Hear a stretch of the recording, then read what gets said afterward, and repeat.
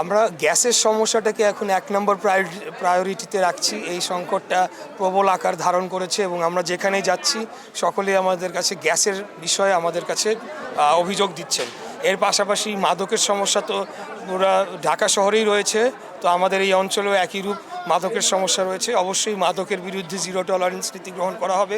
চাঁদাবাজি, সন্ত্রাস, মাদক এই সকল কিছুর বিষয়ে আমরা জিরো টলারেন্স নীতি গ্রহণ করেছি। পাশাপাশি আমাদের এখানকার একটা ঘিঞ্জি এলাকা, আপনারা জানেন যে রাস্তাঘাট অনেক সরু, তো আমরা এখানে ট্রাফিক ফ্লো ম্যানেজমেন্টের মাধ্যমে যানজট সমস্যাটা কিছুটা হলেও লাঘব করতে চাই।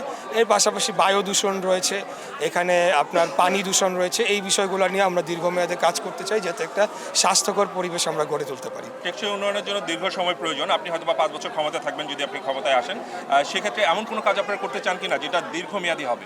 অবশ্যই আমরা যেটা বললাম যে আমরা একটা ফাউন্ডেশন লে করতে চাই, যেটার উপরে ভিত্তি করে যে সমস্যাগুলো রয়েছে সেগুলো দীর্ঘমেয়াদে একটা সমাধান হোক। যেমন এখানকার যে সমস্যাগুলোর কথা আমরা বলছি সব কিছু কিন্তু এখানের ঘনবসতির কারণে মূলত তৈরি হচ্ছে।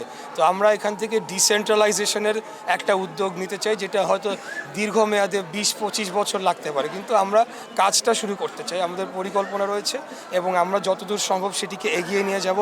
৫ বছর তো মধ্যম মেয়াদে পড়ে গেল, ১ বছর স্বল্প মেয়াদ, দীর্ঘমেয়াদে যাতে সেগুলো চলমান থাকে সেটার জন্য আমরা ভিত্তিটা রচনা করতে চাই। Thank you so much. Thank you.